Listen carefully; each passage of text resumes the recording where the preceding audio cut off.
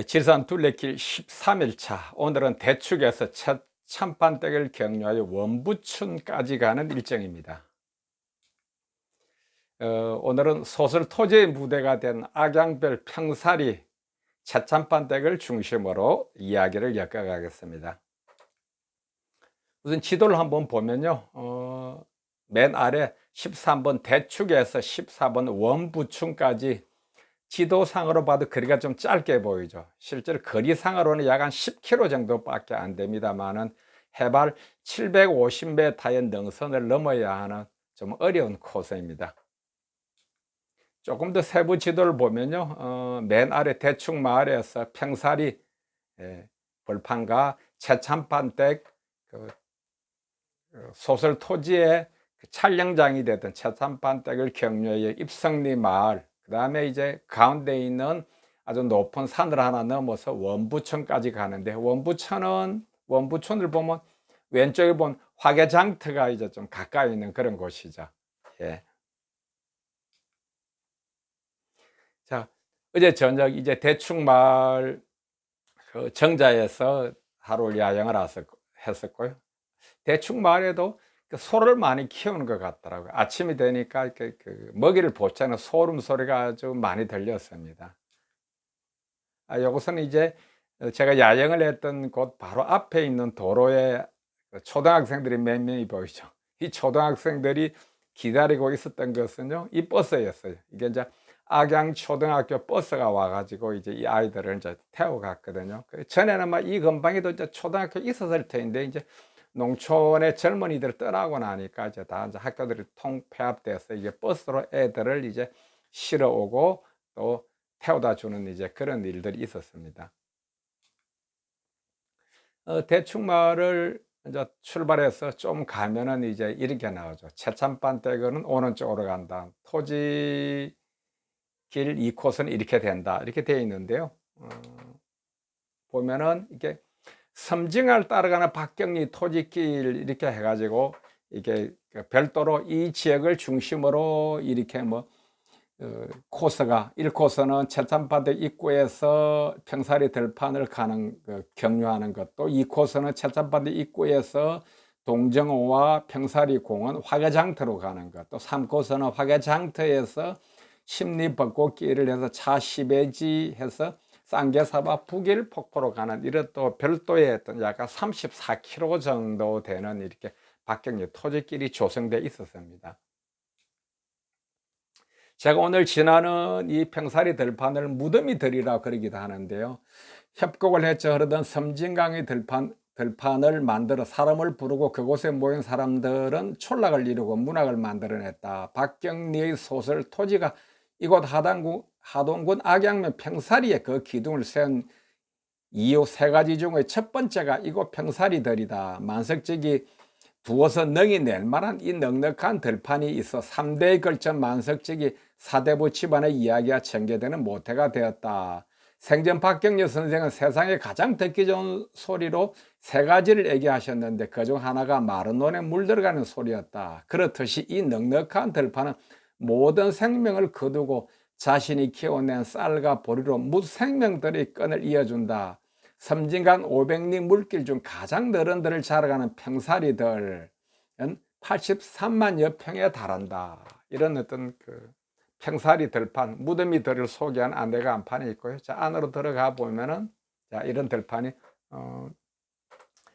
평화로운 벌판이 있고요. 좀 더 보면은 저 멀리 부부송, 즉 부부소나무라 그런 것이 평화롭게 보이죠. 지금 현재는 이제 봄에 찍은 풍경입니다. 제가 갔을 때가 5월 초였기 때문에 저 소나무 아래에 있는 즉시 매실나무였는데 꽃은 지고 없었습니다.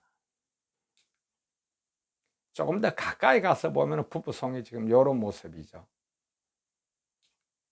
예, 조금 더 가까이 다가갔고요. 그 다음 요건 여름의 모습이다. 이제 앞에 이렇게 논에 이제 모를 이렇게 파랗게 심어 놓은 게 있고, 이제 부부송 뒤로 약간 이렇게 노을이 지고 있네요. 자, 시간이 조금 더 지난 그때의 모습은. 자, 이거는 이제 부부송 앞에서 계속 바라본 모습, 이제 노을이 좀 많이 지고 좀 어둑해지는 그런 시간대죠. 요거는 이제 가을에 찍은 모습입니다. 가을에 찍은 모습은 이제 앞에 있는 벼가 누렇게 익어가고요. 좀 더 멀리서 황건들판을 배경으로 보면 이런 모습이죠. 여러분, 왜 제가 갔던 데를 계속 반복해서 가느냐 그런데, 뭐 반복해서 여기만 간 건 아니고요. 또 이렇게 계절에 따라서 경치가 바뀌어 가듯이 또 그만큼의 세월이 흘렀으니까 저도 변화되지 않았겠습니까? 그래서 변화된 풍경을 보면은 또 다른 또 감흥을 느낄 수 있어서 좋았습니다. 자, 이게 평사리 그 벌판 한쪽에 있는 이렇게 공원을 이렇게 만들어 놨는데, 공원 안쪽에 보면은 요런 모습입니다. 악양루라고 되어 있죠. 악양루. 자, 이쪽 지역을 이제 그 악양이라고 이름을 붙인 이유는 이제 이 지역이 중국의 악양 지역과 닮았다.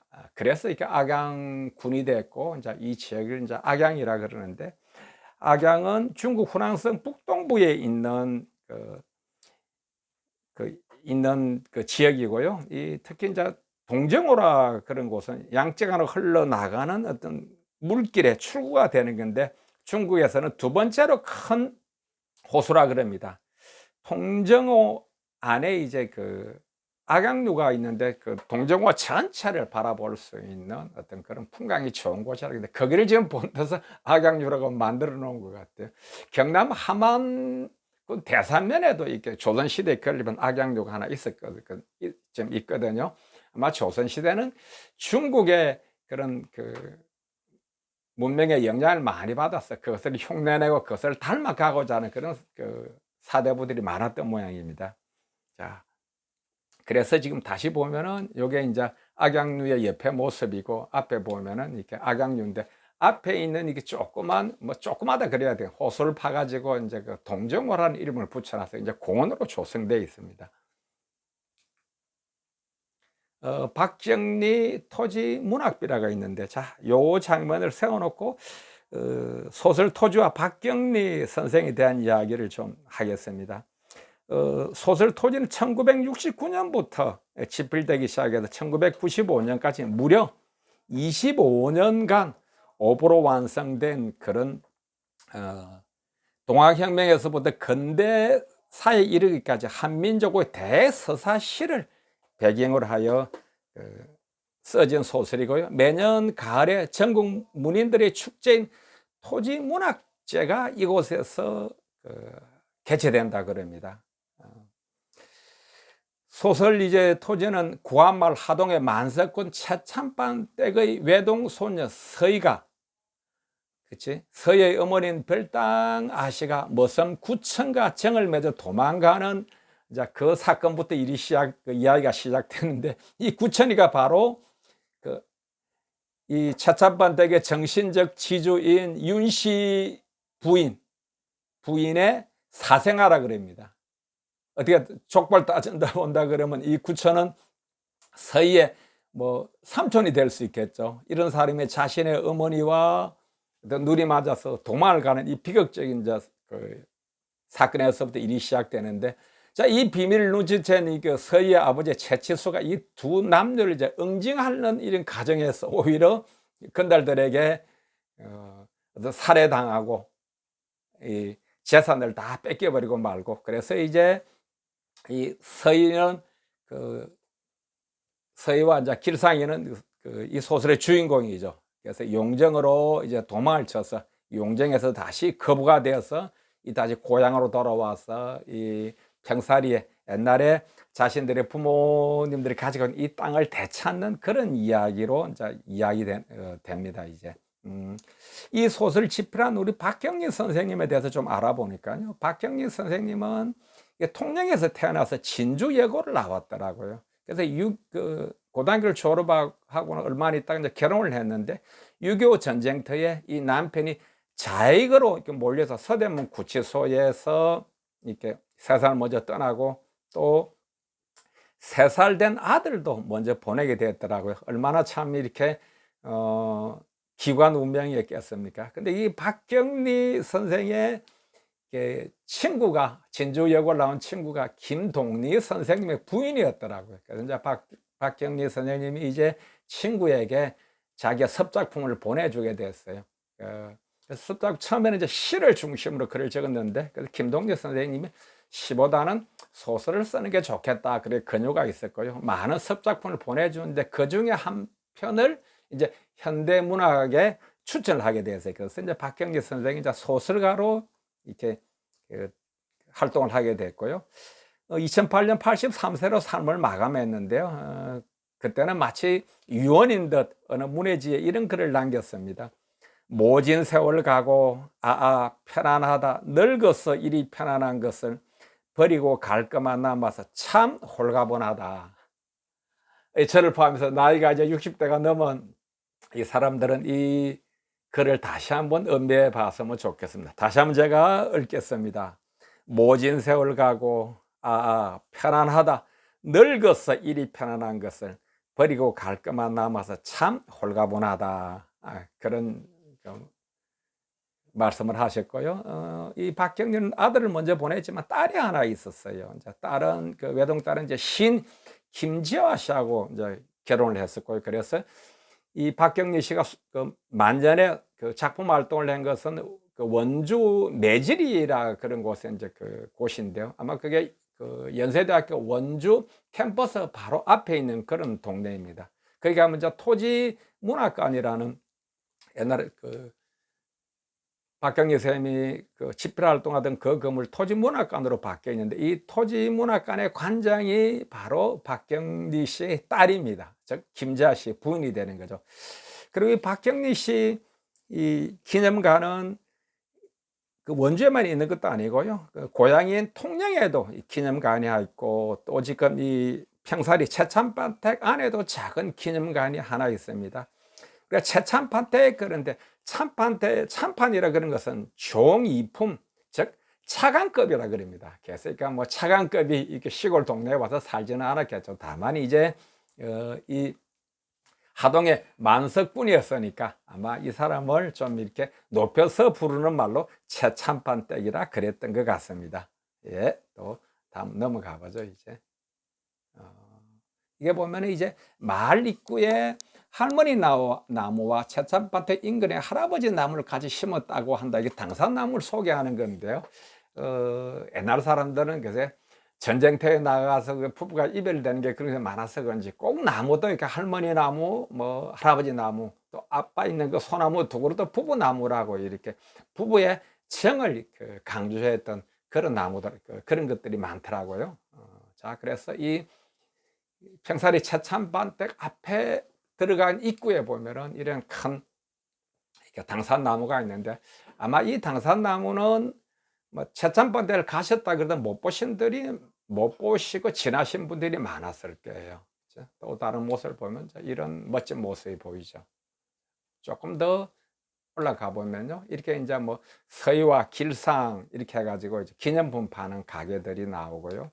또 보면 여기는 이제 그 소설 토지를 이제 드라마나 영화로 촬영하기 위해서 세트장으로 꾸며놓은 건데, 지금은 이제 그때 세트장인데도 대체로 견고하게 잘 만들어 놨더라고요. 지금 이제 관광지가 돼 있죠. 이제 보면 이런 집들이 이제 평면들이 살았던 집들이죠.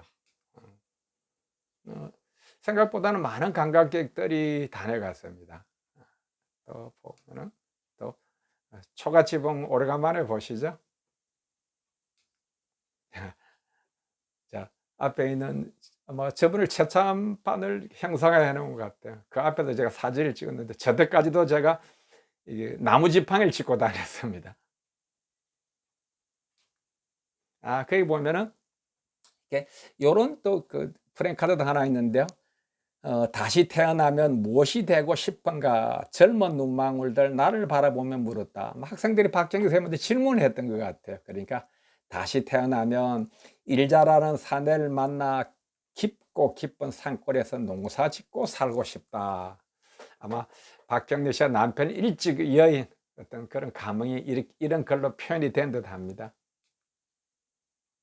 자, 이게 최참반댁 안에 있는 아까 서희 어머니가 별당 아씨라 그랬는데, 별당 아씨가 거주했던 그런 별당입니다. 지금 앞에 있는 꽃들이 해당하거든요. 해당하고 뭐 바닷가만 피는 줄 아는데 이미자 이거 노래 때문에 이런 곳에서 잘 자라더라고요. 꽃들 아주 멋있게 잘. 앞에 있는 이 꽃들이 다 해당합니다. 그리고 뒤에 있는 이런 장독감도 있고요. 요거는 이제 목련이죠. 그죠? 그 담벼락 밑에 펴 있는 목련이고, 요게 이제 채참바댁 사랑채에 들어갔어요. 사랑채에 보면 정자처럼 되어 있거든요. 거기에서 전체적인 모습을 이렇게 바라보는 건데, 지금 요건 앞에 있는 건물로 바라보는 거고요. 또 왼쪽으로 보면은 이렇게 이제 벌판이 보이죠. 저 끝에 보이는 게 섬진강이고, 왼쪽 이렇게 아래에 보면은 그 조그만 나무가 두 개 있는 저게 아까 제가 보여줬던 그 부부 소나무입니다. 지금은 아직도 농사가 본격적으로 시작되기 전은 5월 초에 풍속에 봐서 아직 모신기도 시작되지 않는 그런 빈들입니다. 좀 더 안으로 들어가 보면요, 이런 요거는 이제 백학제다 이렇게 되어 있는데, 그거 보면 장터가 하나요. 차참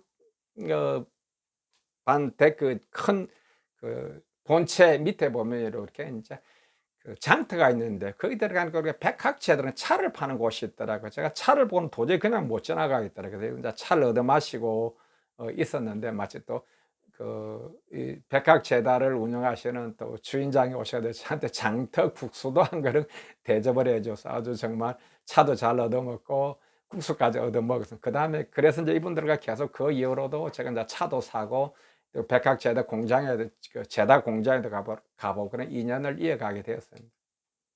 요게 이제 뭐 악양 만송차라 그래 가지고 이분들이 만드는 차의 이름이 이제 만송차라는 그런 브랜드로 차를 이렇게 직접 그 재배하시고 또 차를 또 이렇게 재다, 즉 차를 만들기도 하시더라고요.